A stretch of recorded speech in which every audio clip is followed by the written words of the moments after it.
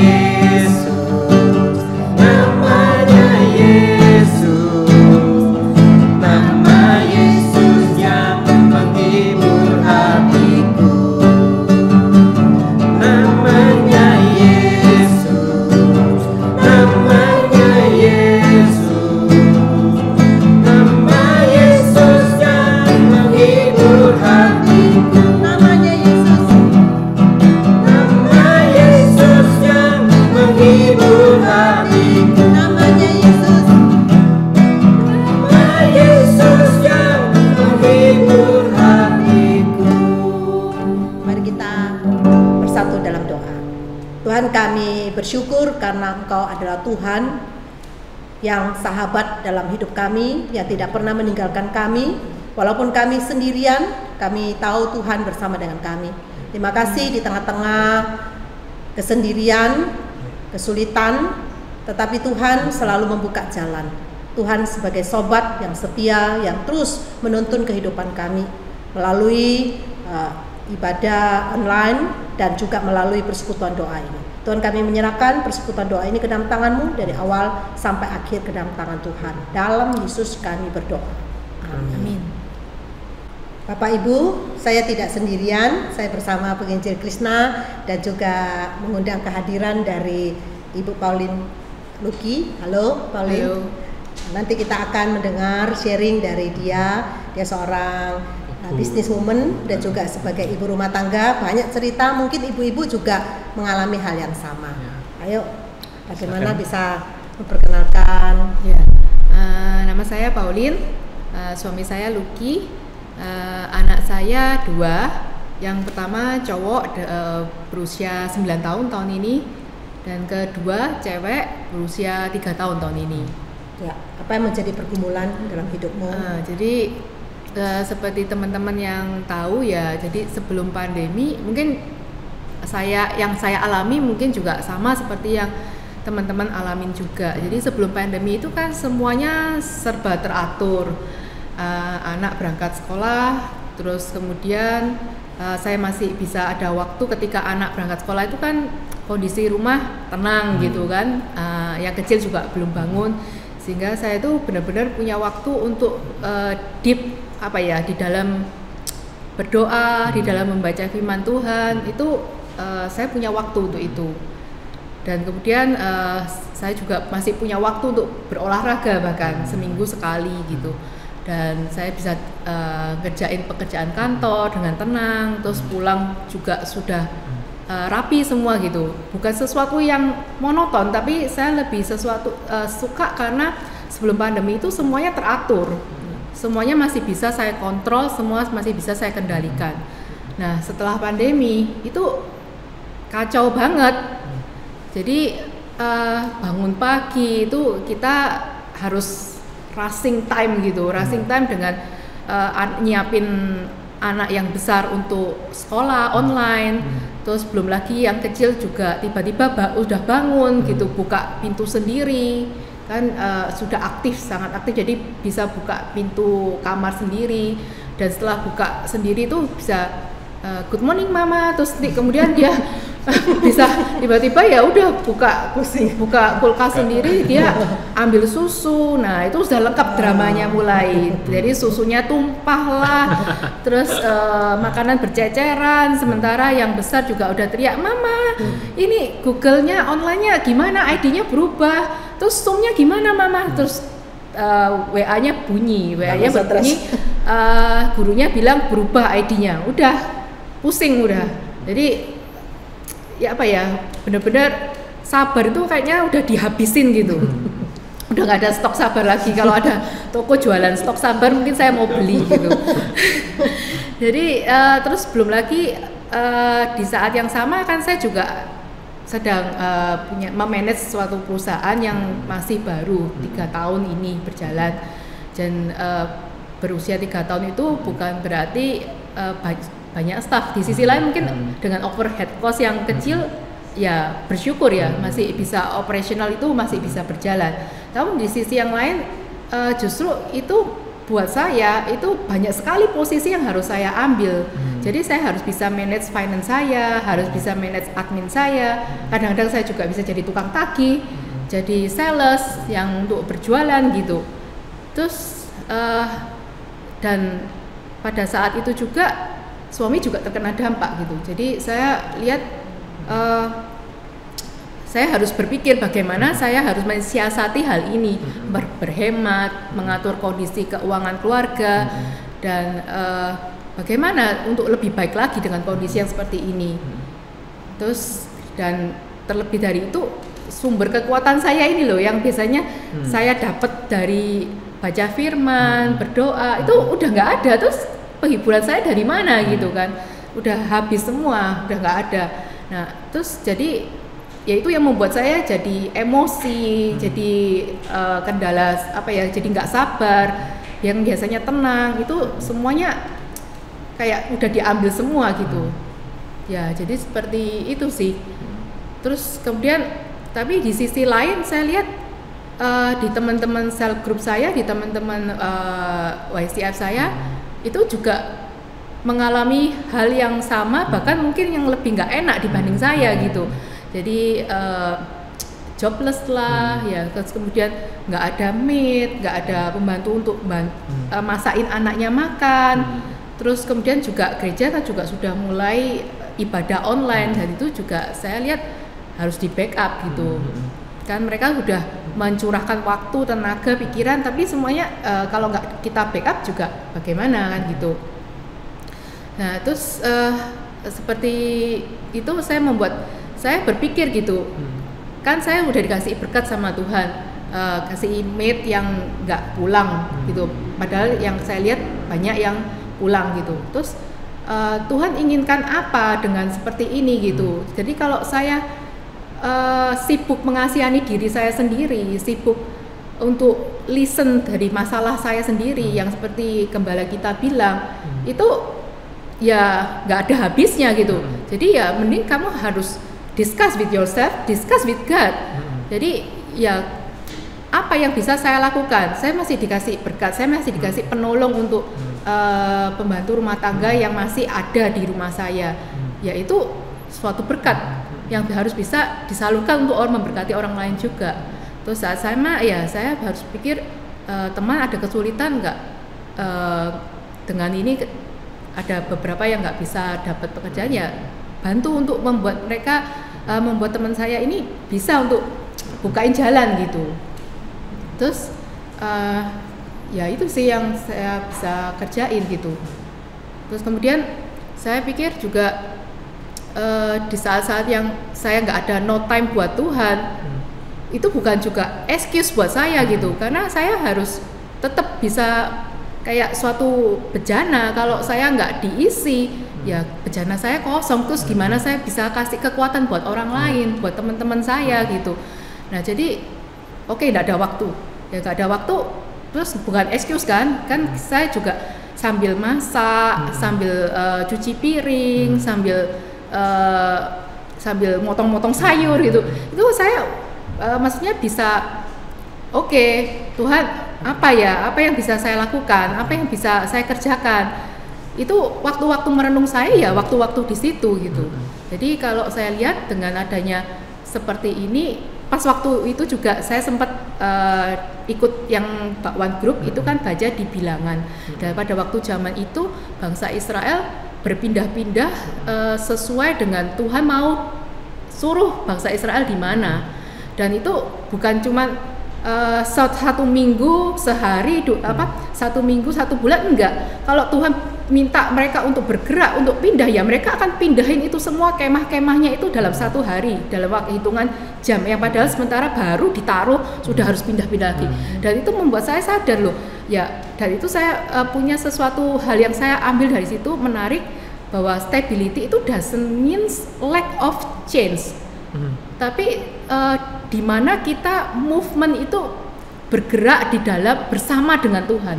Nah itu yang membuat saya sadar, oke, ya dalam saya bergerak, dalam saya apapun yang saya kerjakan, ya ayo saya mau sama Tuhan, supaya itu yang membuat saya kuat gitu. Dan saya lihat juga bahwa segala sesuatu itu pasti ujung-ujungnya untuk kebaikan kita. Seperti yang ada tertulis di Roma pasal 8 ayat 28 bahwa kita tahu sekarang bahwa Tuhan bekerja dalam segala sesuatu untuk kebaikan bagi orang yang mengasihi Dia. Ya, jadi ya kalau saya lihat dengan adanya perubahan-perubahan ini banyak sekali hal yang positif gitu. Yang seperti yang pertama yang saya lihat contohnya gereja kita banyak perubahan sekarang, benar-benar keren sekali dalam hal online ini gitu. Dan itu kalau dibandingkan dengan sebelumnya yang saya sempat pernah bilang pada waktu saya ikut IBS, waktu itu kan lagi masa menyusui itu kan saya nggak bisa ikut, saya pingin sekali ikut gitu, saya pingin belajar. Saya bilang sama Pak Hendri direkam dong supaya yang di rumah juga bisa ikut dengar gitu, online gitu kan. Nah itu tidak memungkinkan, belum bisa gitu. Tapi coba sekarang semuanya serba online, ibadah juga sudah ada online. Puji Tuhan. Iya. Tahu Terus yang kerja siapa? Ada tim ya. Tahu lah. Terima kasih loh ya. Yang bawain makanan. Yang masakin makanan. Ya itu. Terus apalagi? Jadi ibadah online itu sekarang bahkan juga ada persekutuan doa online ini kan. Jadi menurut saya Tuhan bekerja itu untuk kebaikan kita gitu, dan itu benar-benar saya rasakan karena dengan adanya ibadah online saya bisa mengikuti, saya bisa mendengarkan firman Tuhan yang diberikan setiap minggunya, siraman yang tiap minggu yang diberikan, yang dimana sebelumnya saya nggak bisa, saya harus nemenin anak saya di kelas baby gitu, itu nggak bisa kan. Tapi dengan ini saya bisa dengerin gitu. Terus yang kedua, kerinduan saya untuk supaya suami juga mau mengerti akan dasar kekristenan di gereja kita itu terjawab, karena sebelumnya kalau ada melalui apa? Fokus online, sekarang ada fokus online ya. Nah itu padahal sebelumnya banyak sekali alasannya, nggak bisa lah karena harus setelah ibadah harus cepet-cepet pulang karena udah pingin ngumpul lah sama anak gitu, pingin main sama anak. Tapi sekarang kan udah nggak ada alasan gitu, karena bisa diikuti dari rumah gitu. Terus kemudian apalagi ya ketiga suatu kesempatan buat Tuhan tuh untuk ngeliatin ke kita semua, ke saya gitu, bahwa ini loh ada jalan untuk kamu bisa jadi berkat buat orang lain, bisa untuk melayani suatu jalan untuk kamu bisa jadi kamu kan tanya apa yang bisa kamu lakukan. Nah sekarang waktunya gitu, pada waktu seperti ini ya apa yang kamu bisa, apa yang kamu punya ya sudah kamu lakukan gitu. Ya seperti misalnya membuka jalan buat teman usaha, terus kemudian juga melayani keluarga, terus kemudian membackup tim online kayak seperti itu.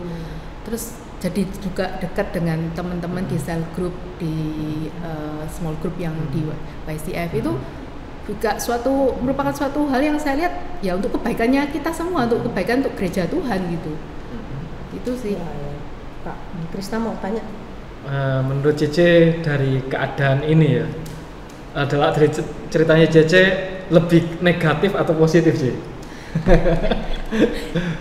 Ya kan itu tadi, Tuhan bekerja di dalam segala sesuatu untuk kebaikannya kita. Jadi ya saya percaya bahwa apapun itu pasti untuk kebaikannya kita semua. Diperpanjang nggak masalah aja. Ya itu tergantung wisdom dari Tuhan.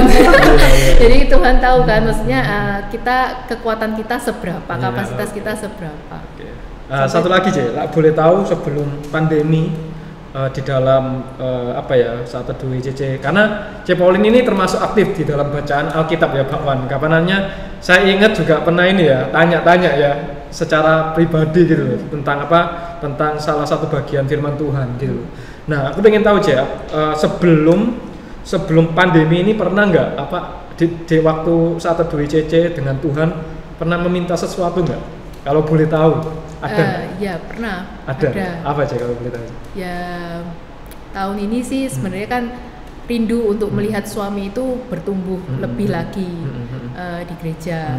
Jadi dan juga bukan cuman cuma di kulit aja, tapi benar-benar dia tahu tentang doktrin kekristenan di Elion ini seperti apa gitu. Ya dan itu malah justru dengan adanya pandemi ini terjawab gitu. Terjawab ya. Berarti nanti dia siap sampai tahun depan. Janganlah ya. Oh ya, ngomong-ngomong, ibu-ibu yang ada di rumah pasti ngalami yang sama seperti Pauline. Masak, mikirkan anak dan lain sebagainya. Kira-kira Pauline bisa kasih saran buat ibu-ibu di rumah yang juga mungkin sumpek, ya stres ya. Tadi yang udah di-sharingkan apa yang memberikan kekuatan ke Cece. Kira-kira sarannya apa? Ya itu sih tetap aktif di dalam relasi dengan saudara seiman seperti di KTB, terus dengerin ikut juga dengan ibadah. Jadi jangan pernah kan ada ya di firman Tuhan ya, yang menjauhkan diri. Jangan menjauhkan diri dari pertemuan ibadah. Pertemuan ibadah. Karena itu juga menguatkan kita. Ibadah gitu. penting ya. Penting. Oke, berarti 2 poin. Diingat ya, jemaat sekalian ya. Jadi Bapak Ibu tidak sendirian, Pauline sudah ngalami dan sudah membuktikan. Oke. Selanjutnya kita mau dengar dari firman Tuhan. Akan dibawakan oleh penginjil Krishna. Thank you ya buat sharingnya yang luar biasa ya. Ya shalom jemaat yang dikasih Tuhan, sungguh kesaksian yang luar biasa yang baru saja kita dengarkan dari rekan kita. Sebenarnya bukan hanya rekan kita Pauline, tetapi setiap kita memiliki masalahnya masing-masing. Kalau kita perhatikan rasanya hidup ini hanya untuk menyelesaikan masalah demi masalah yang terjadi di dalam hidup kita. Bahkan Musa pernah mengatakan bahwa kebanggaan hidup manusia adalah masalah, yaitu penderitaan dan kesukaran. Selama kita hidup pasti akan ada selalu masalah. Bahkan setelah pandemi pun kita tahu pasti akan ada masalah yang lain, masalah yang baru. Nah, mengapa demikian? Jelas, karena masalah adalah sebuah konsekuensi yang harus diterima atas dosa manusia. Tetapi yang menjadi pertanyaannya, apakah benar bahwa hidup kita hanya sekedar untuk menyelesaikan masalah demi masalah atau sekedar menyelesaikan masa hukuman dari keberdosaan kita? Nah, puji Tuhannya, untungnya bukan jemaat sekalian, tetapi agar kita dapat bertumbuh, yaitu semakin serupa seperti Kristus. Saya ulangi kembali, hidup kita bukan hanya sekedar menyelesaikan masalah demi masalah atau menyelesaikan masa hukuman atas keberdosaan kita, tetapi agar kita dapat bertumbuh semakin serupa seperti Kristus. Nah, bagaimana kita dapat bertumbuh semakin serupa Kristus? Nah, jemaat sekalian, apakah Anda pernah mendengar cerita tentang induk elang yang mengajarkan anaknya untuk terbang? Seperti yang kita ketahui, seekor burung elang, ia membangun sarangnya di atas puncak gunung. Dan ketika sudah waktunya ia mengajarkan anaknya terbang, maka si induk elang itu akan merusak sarangnya, akan membongkar sarangnya, dan itu berarti apa? Masalah besar bagi anak-anaknya. Anak-anaknya akan terlempar dan anak-anaknya akan jatuh, terjun ke bawah. Maka ketika di dalam keadaan seperti itulah, mau tidak mau sang anak akan berusaha mengepakkan sayapnya supaya dia dapat terbang. Kalau tidak demikian, maka ia akan terjatuh dan mati. Tetapi uniknya ketika anak burung elang itu hampir menyentuh bawah, maka sang induk elang itu akan melesat dengan cepat dan dia akan segera menangkap anaknya dan ia akan menangkapnya, dan setelah itu tidak berakhir. Dia akan kembali naik ke atas, dan ketika dia sampai di atas lagi, ia akan melepaskannya lagi, jatuh ke bawah, anak itu untuk jatuh ke bawah, dan anak itu harus mengepak-ngepakkan lagi sayapnya. Jemaat sekalian, kalau kita menjadi anak elang itu, apa yang kita pikirkan? Pasti rasanya shock terapi, bukan? Begitu, ini masalah besar. Kalau saya jatuh, saya akan mati. Gitu. Tetapi justru di dalam hal itulah anak elang dapat belajar terbang cukup tinggi. Nah, maka begitu juga lah cara Tuhan membuat kita untuk bertumbuh, yaitu melalui masalah yang memaksa atau mendorong kita untuk keluar dari zona nyaman kita. Karena masalah pasti selalu mengusik kenyamanan kita, karena segalanya berubah, semua di luar kebiasaan kita. Seperti yang kita dengar dari sharing rekan kita barusan, segalanya teratur, tetapi ketika masalah datang, semuanya berubah. Masalah akan mengusik kenyamanan kita. Nah, rekan-rekan sekalian, sebenarnya setiap kita itu cenderung tinggal di zona nyaman. Zona nyaman ini dapat kita bangun dengan dua cara. Yang pertama adalah pasif, yaitu kita sekedar menerima keadaan, kita pasrah, kita nggak ngapa-ngapain. Dan cara yang kedua adalah kita aktif, yaitu dengan membangun atau menyelesaikan tiap masalah satu demi satu secara perlahan. Nah, kalau kita melihat kedua cara tersebut akan memberikan hasil yang berbeda. Kira-kira menurut jemaat sekalian, mana yang lebih bertumbuh? Apakah yang pasif, tidak ngapa-ngapain, sekedar menerima, atau yang aktif, yang melakukan sesuatu? Pasti saya percaya mereka yang aktif lah yang akan lebih bertumbuh. Kembali lagi kalau kita melihat dari sharing yang sudah disampaikan rekan kita, ketika dia tidak pasrah, ketika dia melihat segalanya berubah, segalanya tidak teratur, tetapi dia tidak pasrah, rekan kita tidak pasrah, tetapi dia melakukan satu persatu, dia mengerjakan apa yang harus ia hadapi. Namun kalau kita lihat, pertumbuhan itu pun suatu saat akan berhenti, yaitu ketika segala sesuatunya sudah mulai kembali nyaman, ketika kita kembali terbiasa. Karena bukankah lambat laun juga akan menjadi zona nyaman karena kita mulai terbiasa. Baik kita yang pasif atau yang aktif, lama-lama akan menjadi terbiasa. Semuanya akan menjadi zona nyaman. Sebagai contoh rekan-rekan sekalian, jemaat sekalian, corona, kita katakan corona. Pertama kali kita dengar, mungkin kita panik, kita takut. Lalu tambah lama, yang kita rasakan apa? Kita menjadi terbiasa. Dari yang panik, akhirnya apa? Menjadi masa bodoh. Lama-lama kita menjadi nyaman dengan keadaan itu. Itulah mengapa kita perlu masalah yang baru yang memaksa kita untuk kembali keluar dari zona nyaman kita.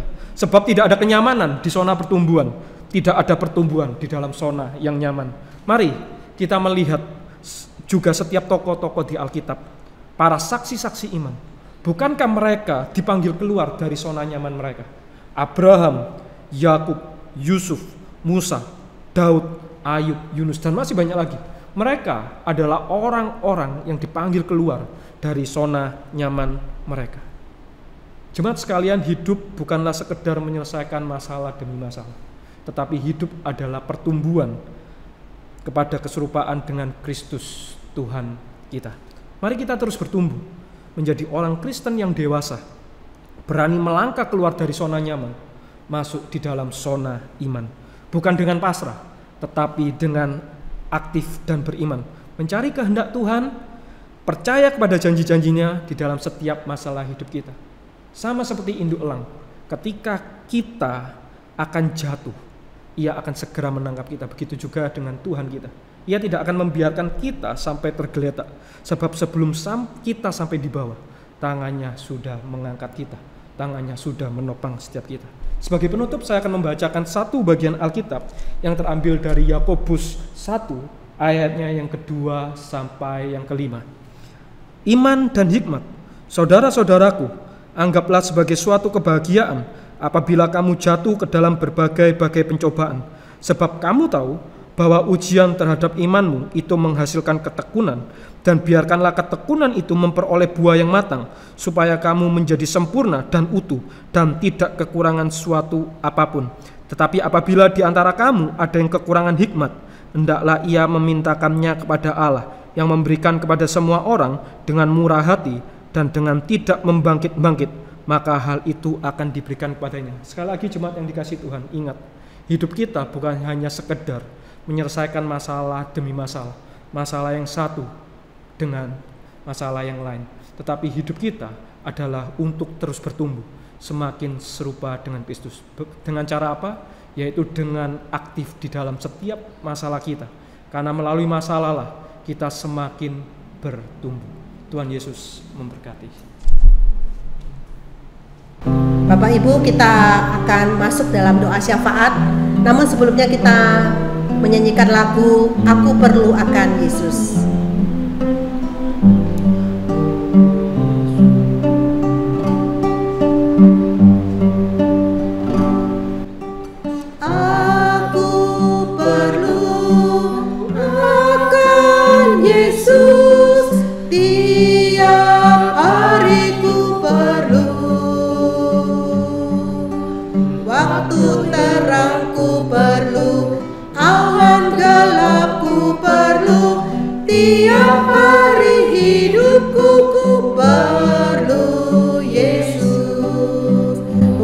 Mengiringi, mari Bapak Ibu, saya mengajak kita semua baik di rumah, kita mengambil waktu sejenak di hadapan Tuhan.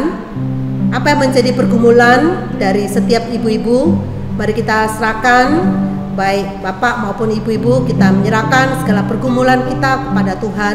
Kita mohon Tuhan yang akan menolong, memberikan kekuatan untuk setiap kita, baik pergumulan mengenai kesehatan ataupun pergumulan mengurus anak. Kita berdoa supaya Tuhan yang memberikan jalan keluar. Mari kita berdoa. Amin. Mari kita akan menaikkan doa.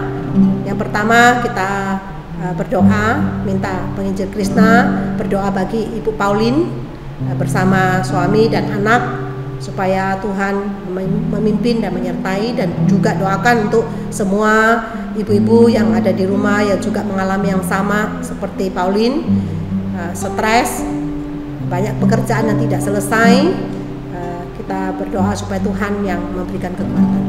Tuhan, saat ini kami berdoa Tuhan untuk Ibu Pauline di tengah segala tantangan, permasalahan yang dia hadapi di rumah, sebagai seorang istri, sebagai mama, bahkan sebagai owner di dalam perusahaan yang memimpin perusahaan. Tuhan yang boleh sertai, Tuhan yang boleh tolong, berikan pada dia kekuatan, berikan pada dia ketenangan, berikan pada dia hikmat, supaya dia boleh menyelesaikan setiap tantangan, permasalahan yang ada Tuhan.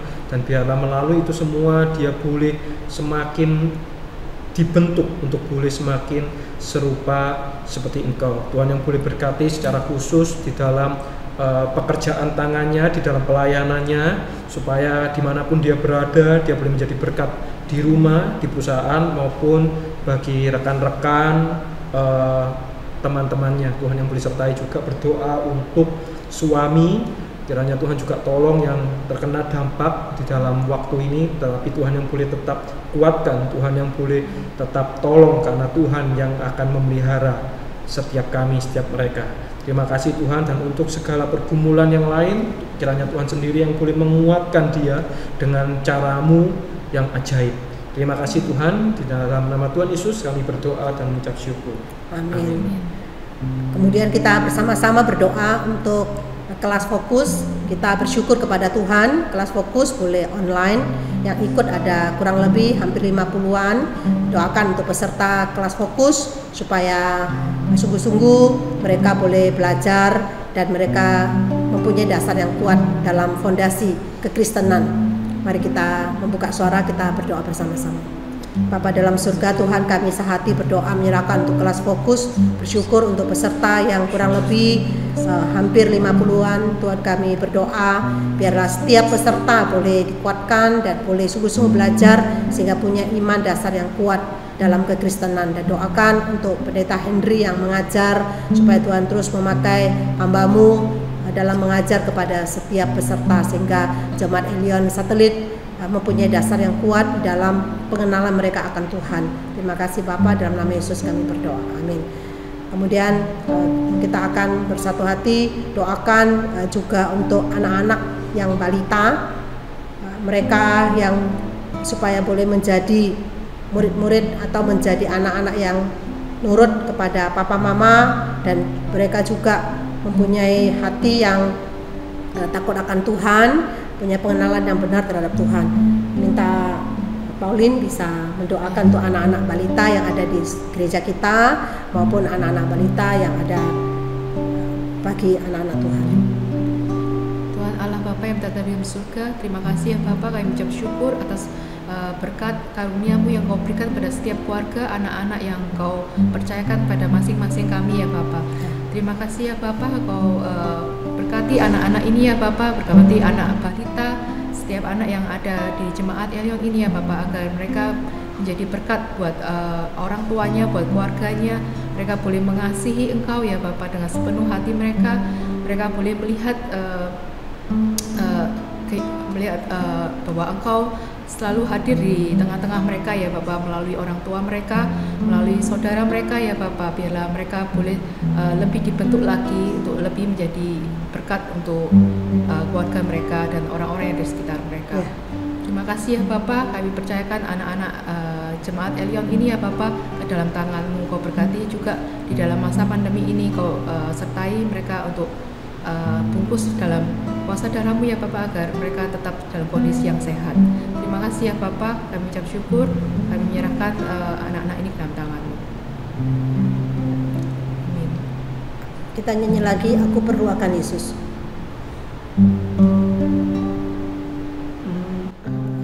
Aku perlu akan Yesus, tiap hari ku perlu. Waktu terang ku perlu, awan gelap ku perlu, tiap hari hidupku ku perlu Yesus. Mari kita sehati, kita berdoa bagi bangsa dan negara kita. Doakan untuk program pemerintah dalam menyiapkan lahan untuk menjaga ketahanan pangan supaya boleh berjalan, sebagaimana untuk ketersediaan pangan nasional tidak terancam pasca pandemi COVID-19 ini. Minta penginjil Krishna berdoa untuk hal ini. Tuhan, saat ini kami juga terus berdoa Tuhan untuk bangsa dan negara kami, secara khusus Tuhan kami serahkan para pemimpin kami. Kiranya Tuhan di dalam pemimpin kami Kau boleh berikan hikmat kepada mereka, berikan rasa takut akan Engkau, supaya mereka boleh dengan bijaksana mengambil setiap keputusan yang harus diambil. Secara khusus Tuhan untuk masalah bahan pangan ini Tuhan, supaya sungguh Tuhan bangsa ini boleh berjaga-jaga, boleh menyiapkan segala sesuatu untuk segalanya, supaya sungguh Tuhan tidak memberikan lagi masalah yang lebih buruk lagi. Tuhan yang boleh sertai, Tuhan yang boleh tolong, pimpinlah para pemimpin kami Tuhan.